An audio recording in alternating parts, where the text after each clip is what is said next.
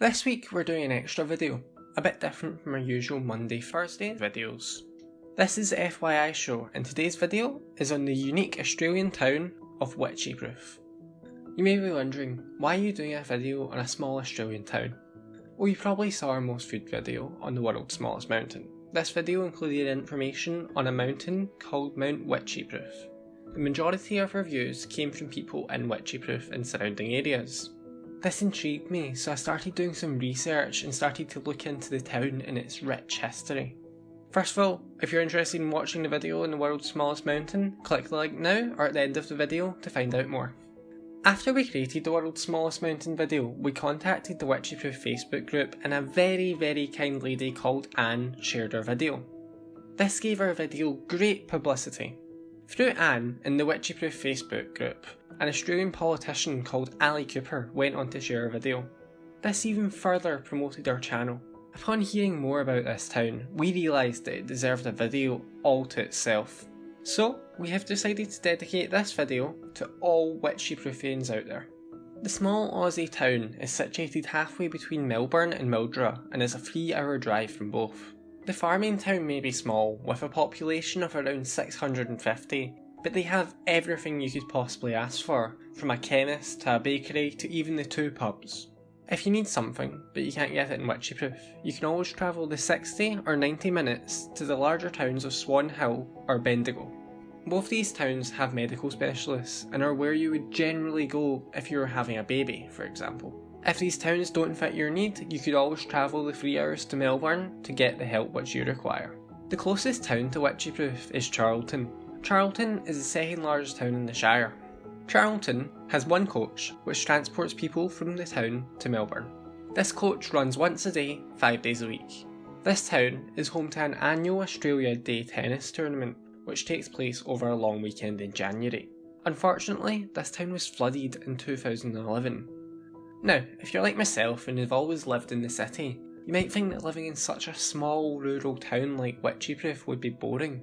Well, that's not actually true. Wycheproof is a fantastic place to grow up. It has a prep to year 12 college. This is basically a primary school and a secondary school all in the one location. The school has about 100 students. This means that class sizes are small, and results here are much better than most schools in the state.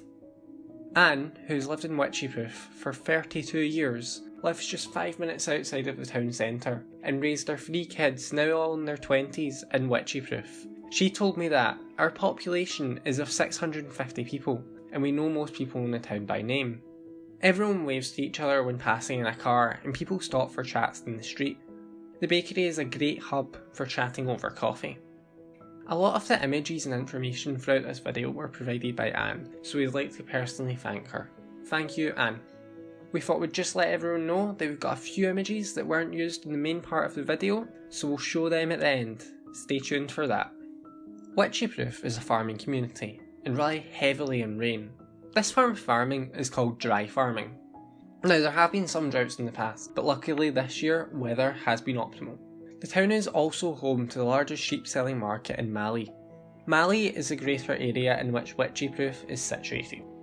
If you watched our other video on the world's smallest mountain, you probably know that Wycheproof is home to Mount Wycheproof, the world's smallest registered mountain. This mountain is only 43 metres above the surrounding countryside and 140 metres above sea level.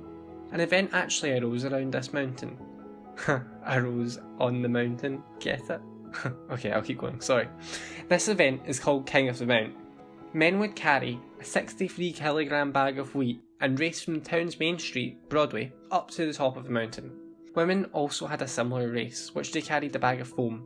The event started in 1978, but unfortunately ended 10 years later in 1988. While Mount Wycheproof is small, it's had some pretty impressive people climb it.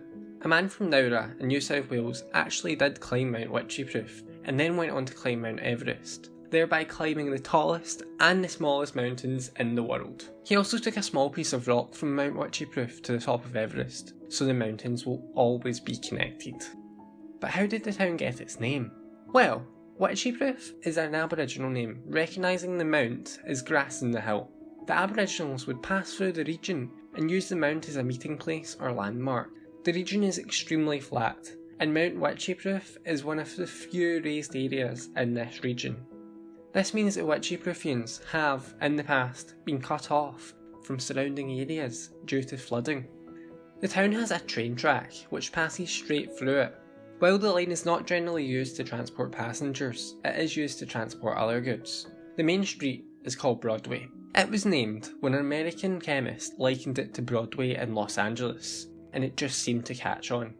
It can get cold sometimes in Wycheproof, with temperatures reaching 0 degrees in early mornings during the winter. However, it is generally a hot place, an extremely hot place, with temperatures soaring above 40 degrees in the summer. This all sounds great, but what could you do to pass time in Wycheproof? Well, there's actually a lot to do. You could go to the bakery, which is a great place to chat, or even attend the local swimming pool. There are lots of organised sports in Wycheproof, with football, netball and hockey games all being played in the winter. There's also a bowls, horse racing, croquet, golf, cricket and tennis club.